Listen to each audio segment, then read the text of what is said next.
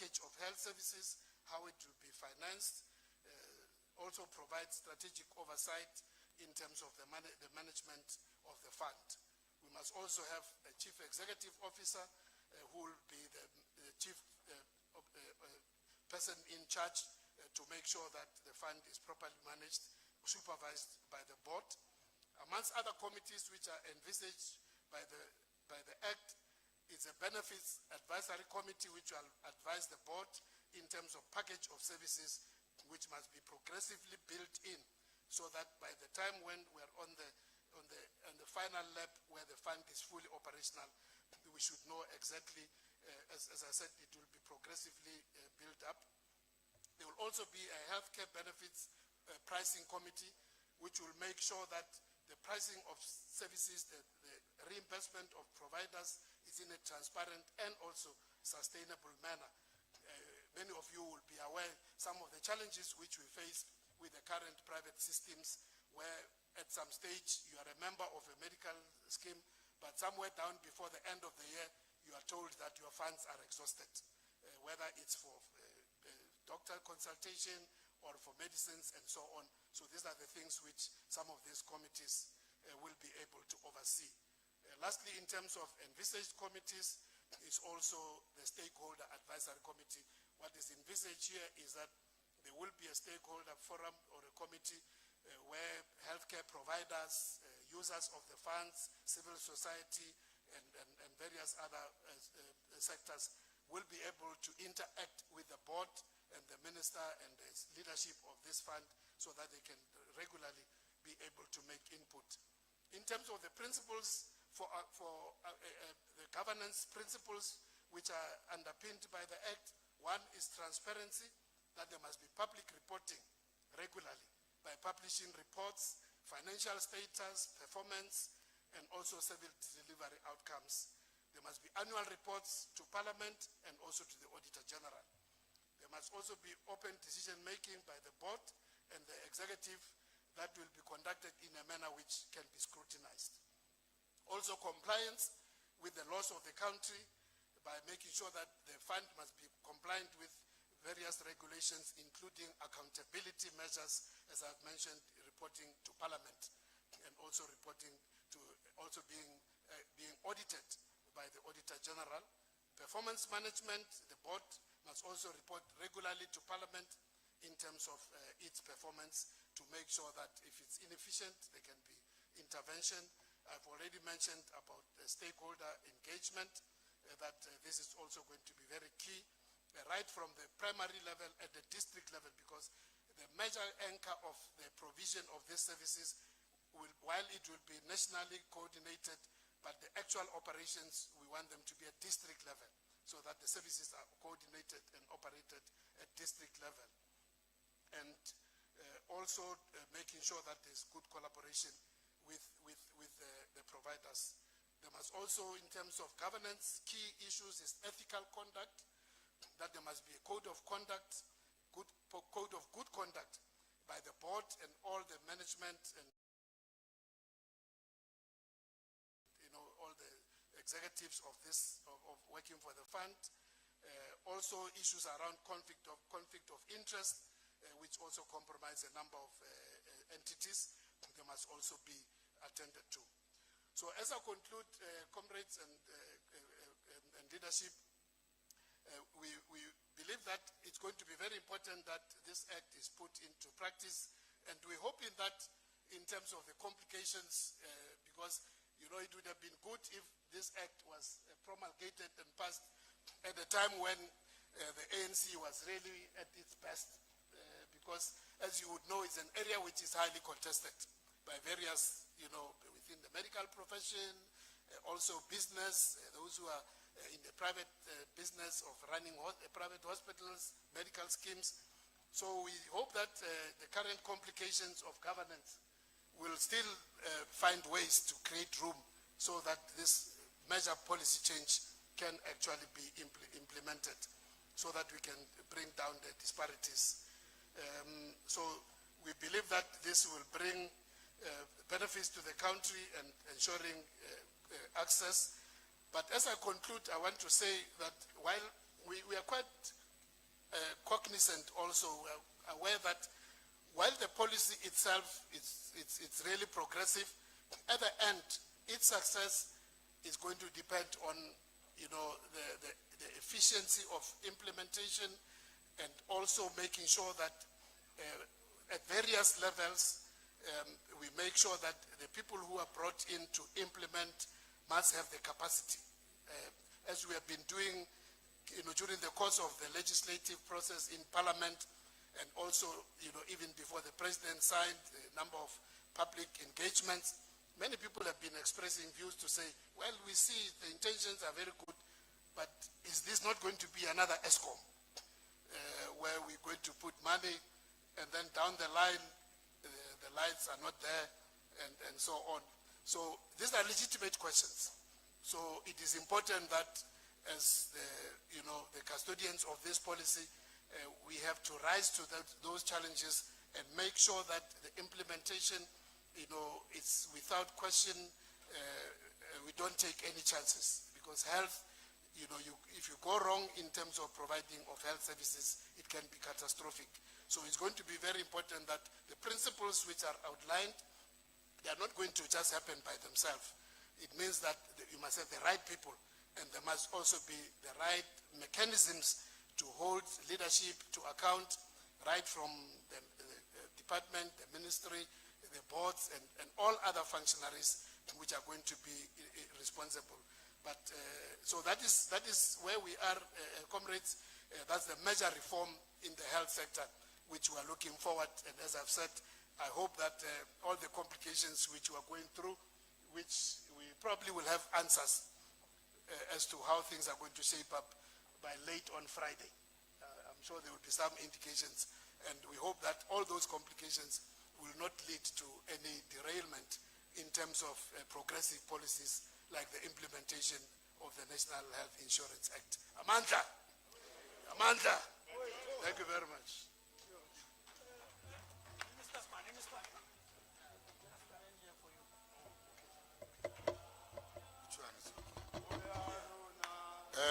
Amandla, thank you, Minister. It was very an insightful presentation.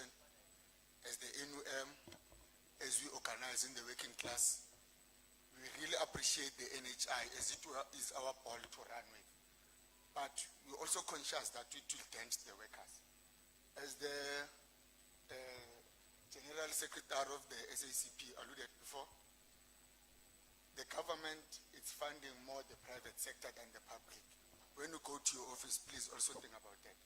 And indeed, I can attest in the mining industry, the number of HIV positive cases is really declining, and we are thankful for that.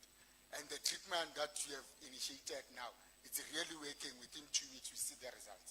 Thank you, Minister.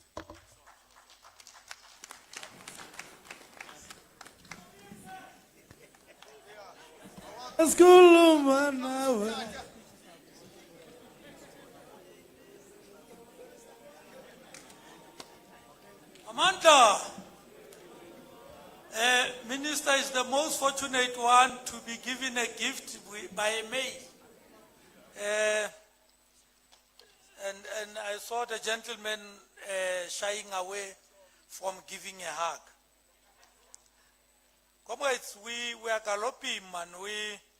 Thank you, Minister, once again. Thank you very much. Indeed, our thoughts are at the conclusion of the coalition discussions in national government that is of many parties.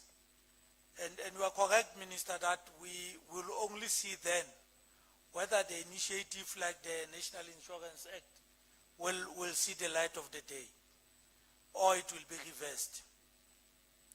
Colleagues, without waste of time, I want to call the DG. I want to call the DGS to the stage. I want to keep highlighting that we are behind time. So I want to give the DGS to do socio-economic, political, international discussions, and after that, after presentation, report, yes indeed. After that report, would also request the DGS to continue and outline commissions.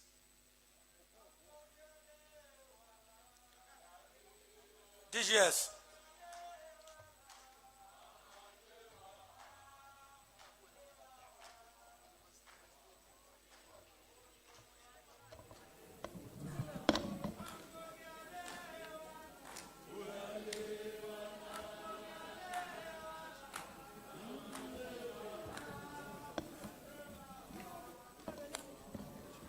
Oso apoles, au tambo gyale wala, tambo gyale wala,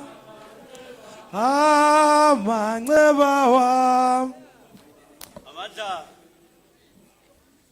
leadership, in the interest of time, I think we must just go straight to the report.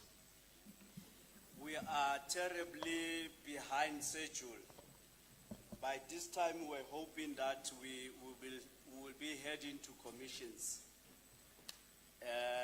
And we still have these 3 sections of the Secretariat report that we need to present. And the report, the financial report by TG. We are doing so because we want you to take into cognizance the finance report equally in your committee. And we have equally missed an opportunity to provide clarities.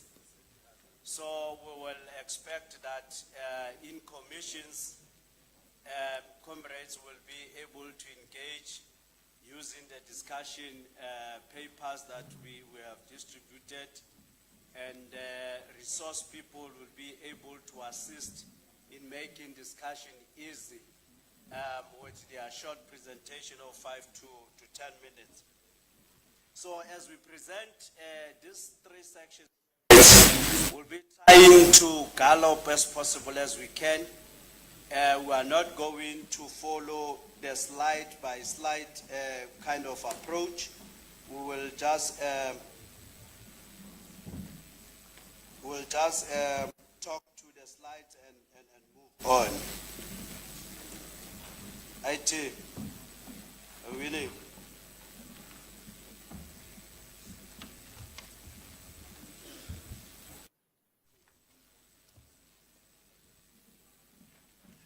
IT, can you come forward? Oh yeah, we're beginning to get there. So as indicated, these are the 3 sections that we need to cover. The socio-economy ordinarily is just giving us a glimpse of the status of our economy, in particular focusing in the South African economy, but also focusing on the 4 sectors that we are organizing in. So what we're gonna do, we're gonna just give a high-level presentation, hoping that the comrades had an opportunity at least last night to go through the document as been distributed. They will use that information during the commissions. The South African economy as a developing country reflects a country moving away from production intensivity to service orientated. So here we simply indicate that in particular since 2020, we have seen a shift in terms of the economy that entirely is depending on services economy. If you like, you will see that during 2020, economy that has boomed, it was largely your financial service and other areas of service. So we are saying we are seeing that shift drastically from the production point of view. And when you look at the sectors that we are organizing in, largely they are more of industrial sectors that entirely will depend on production. The contribution of the service industry business sector has grown to almost 77% into a GDP rate index. This growth trajectory of the South African economy bore unwarranted intention to the NUM organizing sectors, resulting in a loss of almost 2 million people. So here we are referring to the workers in general, that they have to lose employment, and largely that will be looking at a period over a 5 years period. Furthermore, the country is grappling with the triple challenges that includes poverty, inequality, and unemployment. And I think we are very much rhetoric on this one, comrades. It is so disappointing that even today, we are still talking about triple challenges. In actual fact, we are talking about these triple challenges that ordinarily they are worsened if you have to compare some few years backward. And those are some of the things that we are saying that should be dealt with at some point. When you look at the rate of shedding jobs, it's quite worrying. Yesterday, earlier on today, we have been talking about the jobs that were shedding, in particular in mining. We don't see construction growing. The impact that the metal sector is having. If you were following things almost late last year, companies such as ISCO, they were at the brink of even almost shutting down.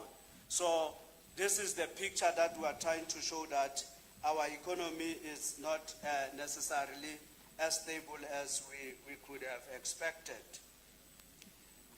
The graphs here, they are just showing you the patterns as the annual GDP from 2019 to 2023.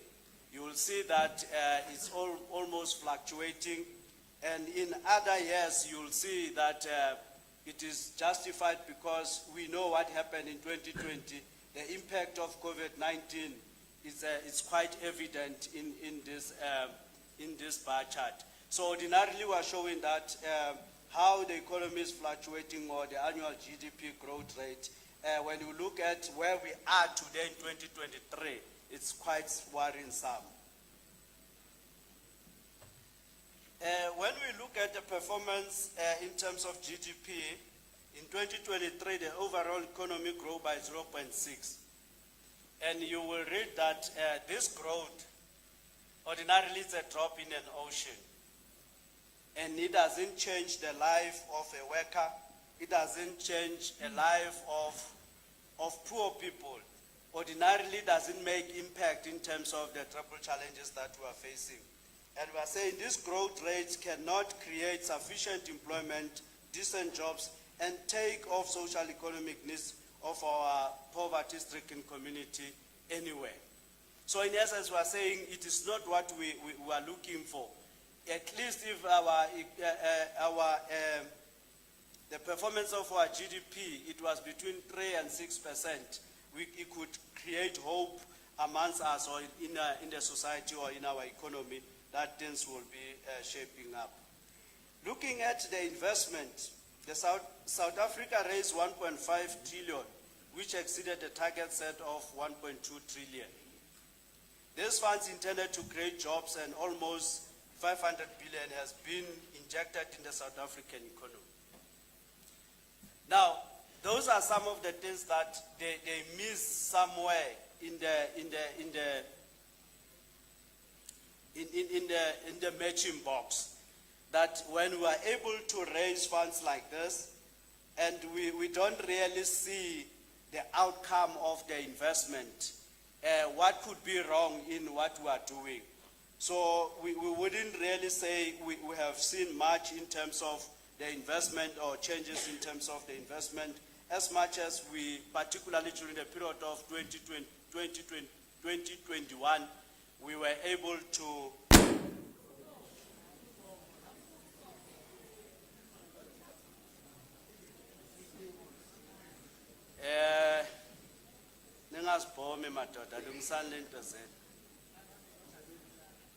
the decline in the investment is bad for the economy, because investment support the purchase of new machinery, which assist in industry performance. So when you look at the industry performance or companies or industries that they should be doing production, it is those that largely who are organizing in as the National Union of Mine Workers. And I think all these developments, comrades, they are translating to what we see, what we are living every day as members of this union in our respective companies. What we see every day that we are faced with retrenchment, shutdown, job losses, and so forth. Foreign direct investment, this table is giving you a sense of the foreign investment, and you will see the fluctuation. You will see 2021, you will look at 2023 where we are sitting today. Looking at the government debt, and it is something that is worrisome. During COVID, these are some of the issues that we're raising to say, considering that we are a developing country, once our government is indebted, is deeply indebted, it doesn't create confidence. And you can look at the figures as we have presented them there. Look at ESCOM alone.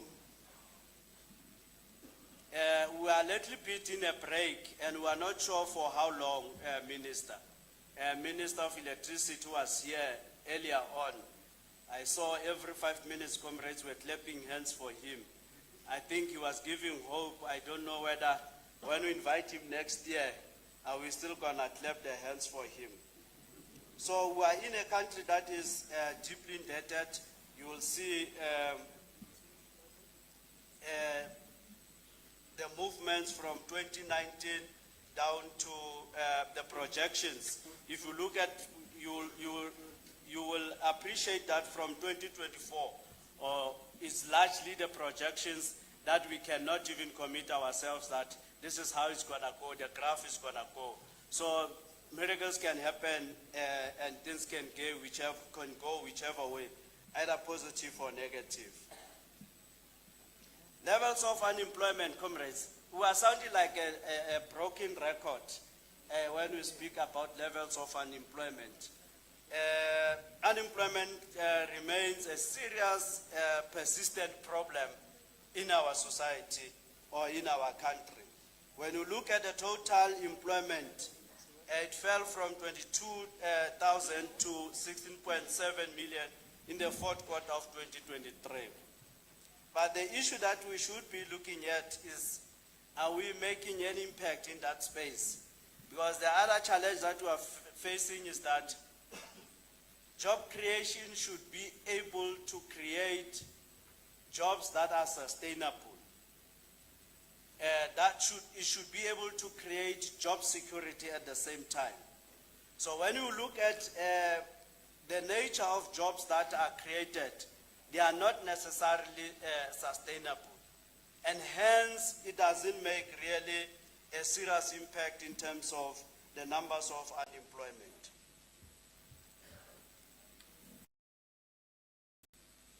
So we're just reflecting on average annual unemployment rate. So if you look at our graph, there was a time, and these are the result of 2021. Ordinarily, this is talking to the service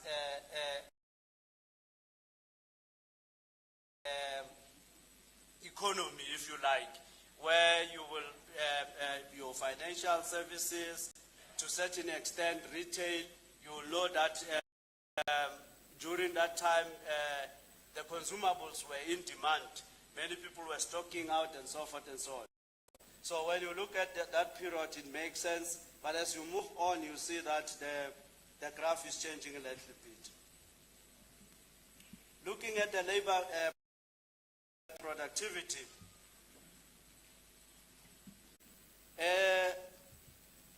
I think the country itself and business in our country, they must take time and look at this whole issue of labor productivity. To what extent are we making efforts of making our systems to work, in particular in the industrial side of things? And we must say that, comrades, some of the things, honestly, we should appreciate. For instance, when you look at transport, there is an effort, and you can sense that it's largely because of the involvement of government. When you look at transport, at least there is a bit of industrialization, in particular where we are today in this side of Johannesburg, Ekurhuleni, where at least Department of Transport is doing some activities, including building trains and so forth and so on. But we're having a challenge with business that is holding back money. They don't want to participate.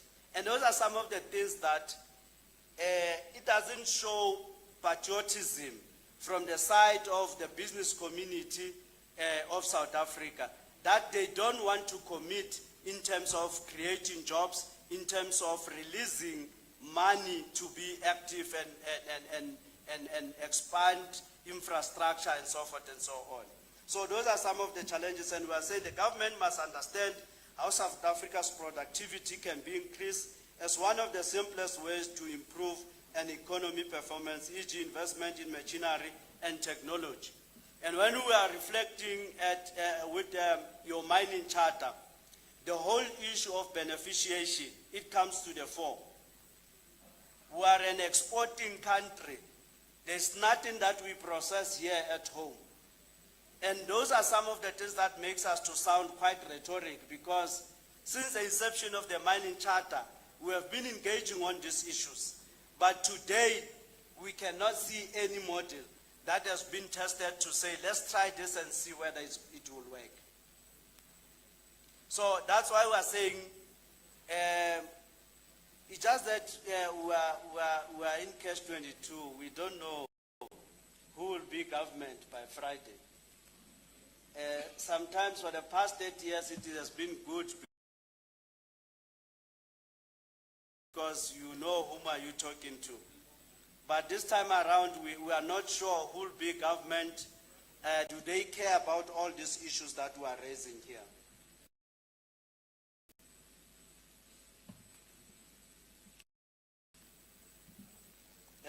We are just showing the inflation rate, the graph there, basically looking between 2019 and 2023. You will see between 2021, 2022, and 2023.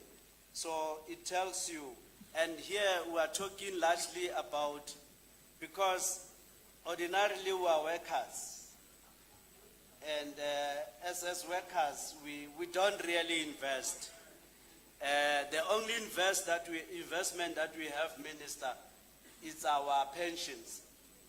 At least those investments, we are certain that we have invested, and they will be, it's where we can put money and say we're investing somewhere.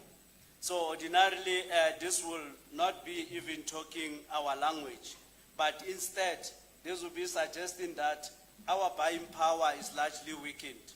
And we to a certain extent appreciate that the government sometimes, when they just come in and do their thing, the Reserve Bank, it's sometimes in the interest of trying to caution us.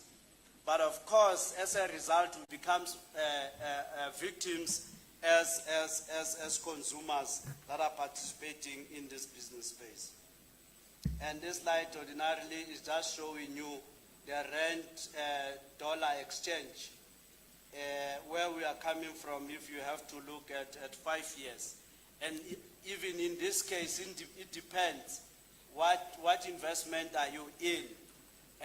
Depending the investment that you are in, this will make sense to you. But for instance, if you are an ordinary consumer, you wouldn't be really having anything to celebrate in this regard. Equally, the issue of interest rate, that from time to time is towing on those of us who might be owning houses or on bond and so forth and so on. You will see the fluctuations there. Comrades, we are looking at the mining sector output But in your report, we might have gone into details, subsector by subsector, trying to reflect in every commodity, how did every commodity perform, and what are the implications. But in our presentation, we will not really go into details in terms of the mining sector, we'll be dealing with the mining sector holistically. We are not necessarily going to have a breakdown of every subsector or commodity that we are having or we are trading in as a country. So here we are just painting a picture, a holistic picture as to how the mining sector has been doing, the contribution of the sector itself. And I think that should also trigger the debate that we always say. You will remember that at some point there was a debate about the mining sector as a sunset economy or the sunrise economy. And we must be able to analyze that as an organization or the union that is organized in that sector. And furthermore, at some point, this is the sector that was the backbone of the economy that we could rely on in terms of the GDP and so forth and so on. So those developments in that space, they are very much critical and they need to be analyzed. So in our respective commissions, we must talk to that. Total mining production in South Africa increased by 9.9% year-on-year in February 2022. This was the fastest annual rate of increase since July 2021, as the annual mining input began to recover from the low levels caused by COVID-19 lockdown in 2020. So you can see that it took us how long to recover for the challenges of COVID-19, because the nature of mining, we must be physical. The nature of mining,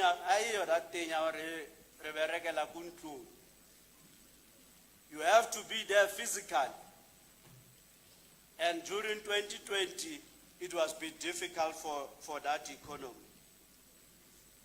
Despite the improvement in February 2024, mining production remains lower than the pre-COVID level in 2019. South Africa's mining sector contributed 202 billion to the country's GDP in 2023. This is a decrease of less than 1% from the mining industry contribution of approximately 202.6 billion in 2022. So that gives you a sense that we are not necessarily growing, but rather declining. And here we're just reflecting on the mining contribution to GDP. You will have a sense of decline, that sharp decline of 2022 from 2019 moving forward, 2021 we see something better, and as you move down again, we are back to square one. Are we not repeating the investment? I might have done this later. So, comrades, amongst other things that we'll be dealing with is policies in relation to collective bargaining.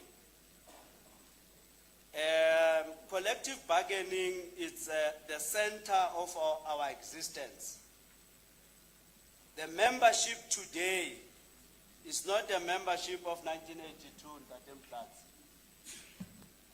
That they will understand that you must deal with health and safety issues, you must deal with transformation, you must deal generally with socio-economic issues. To an extent that issues that are affecting the society at large.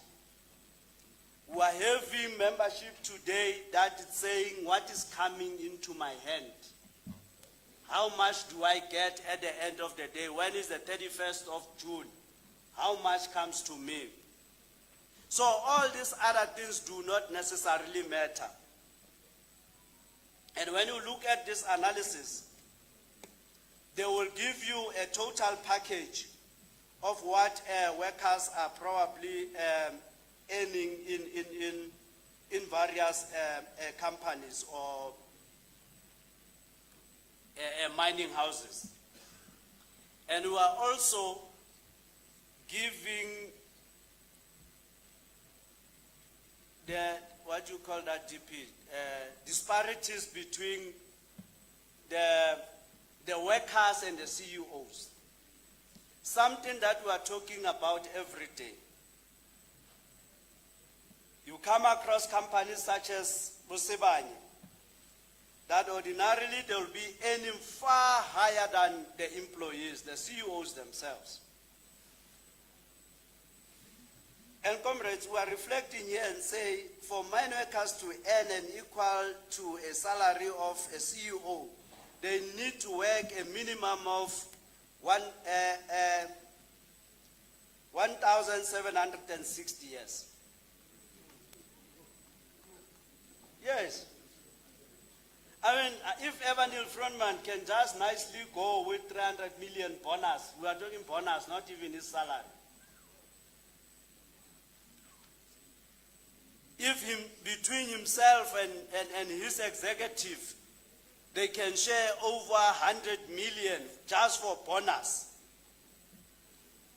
So by the time you retire, you are not even close to make the salary that the CEO is making.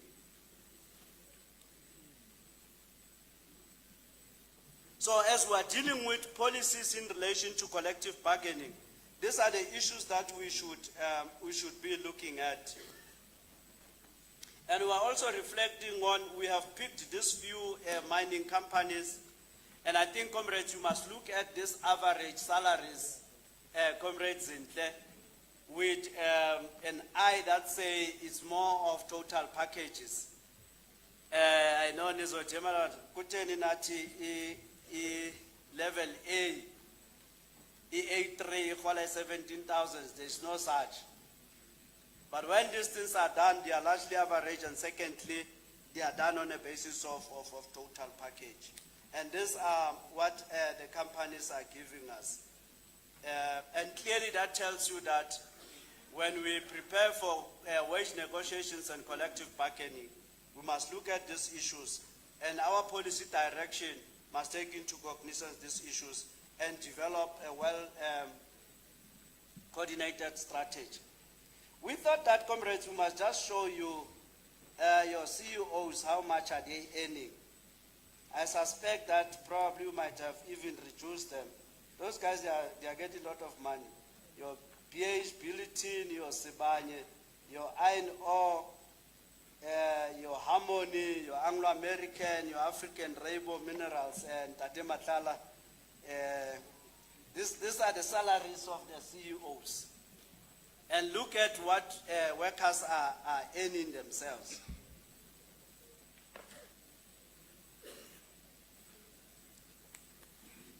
We want also to look at the projected future performance of mining sector.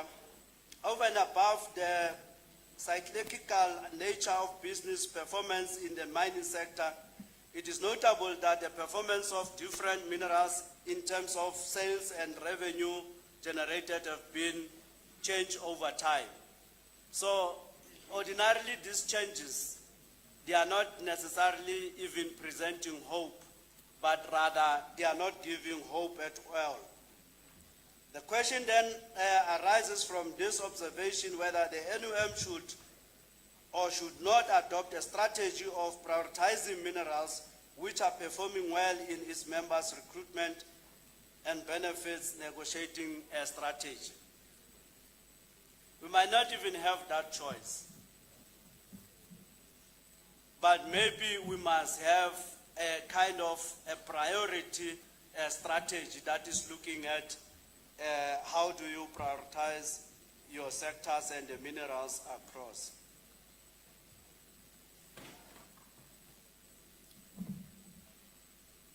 Leadership, I wouldn't really want to go to the commodities individually, so, but we thought that it's important to reflect on the energy sector performance precisely because we are having the discussion in relation to just transition and the energy direction of the country. Coal is the primary source of electricity generation in South Africa, with 84.44% of the total system load provided by coal. Now, if we are entirely reliant to coal, why do we want to change? Now, Sputla le parala Pitori le summarize it, I think. Le parala Pitori le Renault. Problem is not coal here.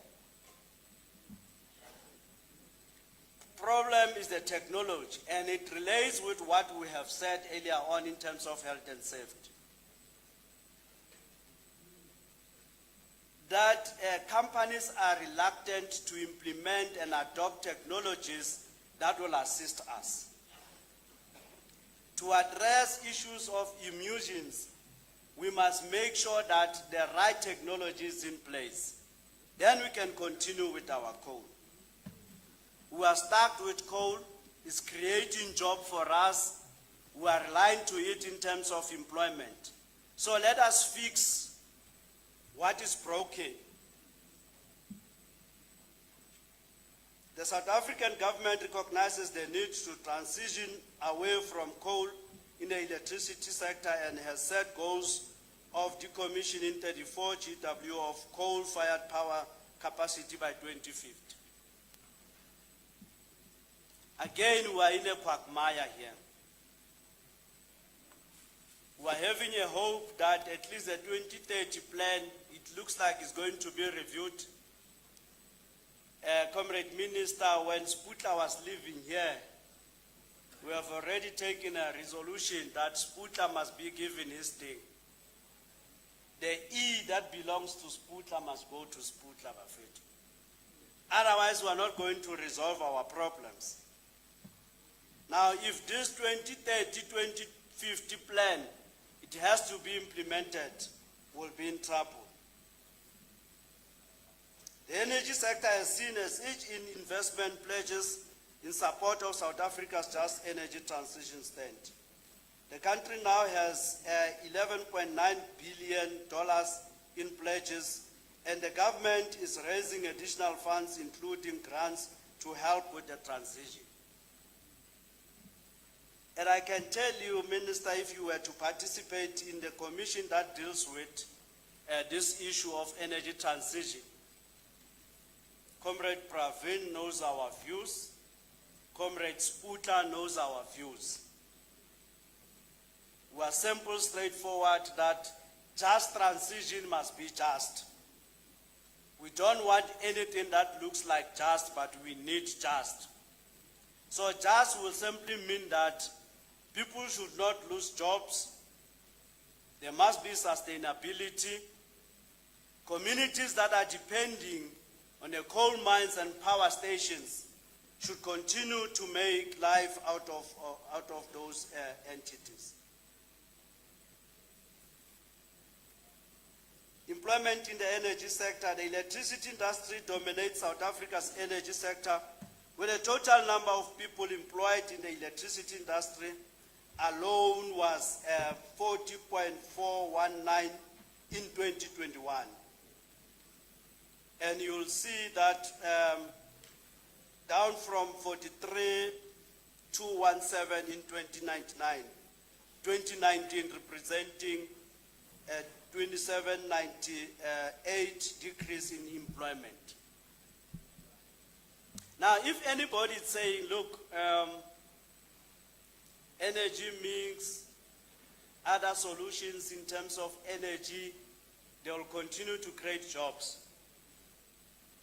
How so? We have Komati, a living example, and we are happy that the Minister of Electricity has confirmed that. It is not even us, it's him who's saying that could have even contributed from us losing the elections. Because people are angry. You'll think that you are dealing with these members of NUM in a workplace. But there's Makumalo who's selling fat cakes in that power station. There is Jabu, the taxi driver, who's transporting these workers to the workplace. There is Mqeleba, the loan shark, who's depending on these members to borrow money from him.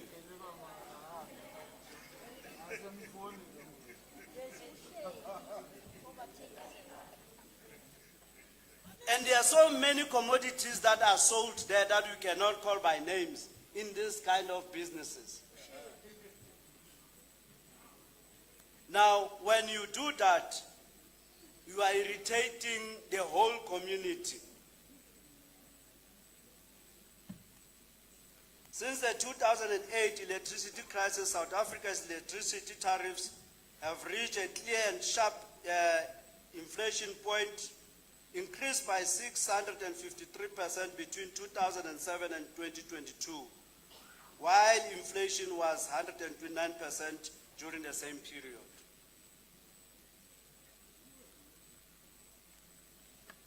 So we're just giving a glimpse of the dependency that we are talking about.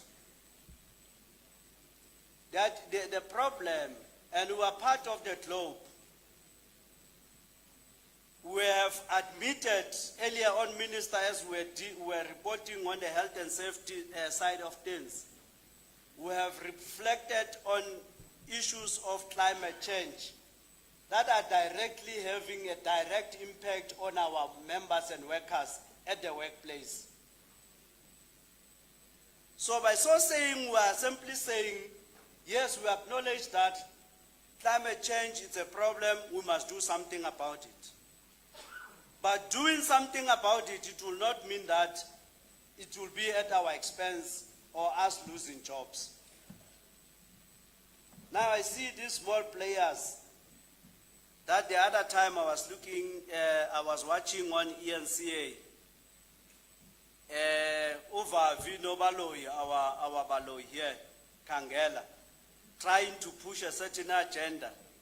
And these small players of nuclear and all that, they are trying to put their point across. Ubona yepa doctor. Bagijima phezu kwenu.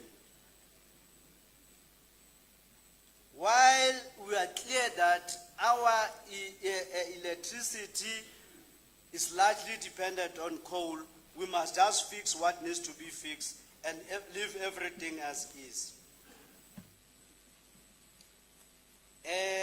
Employment in terms of electricity sector, we're just giving you an indication that pie is showing you employment in the electricity sector between 2019 and 2020.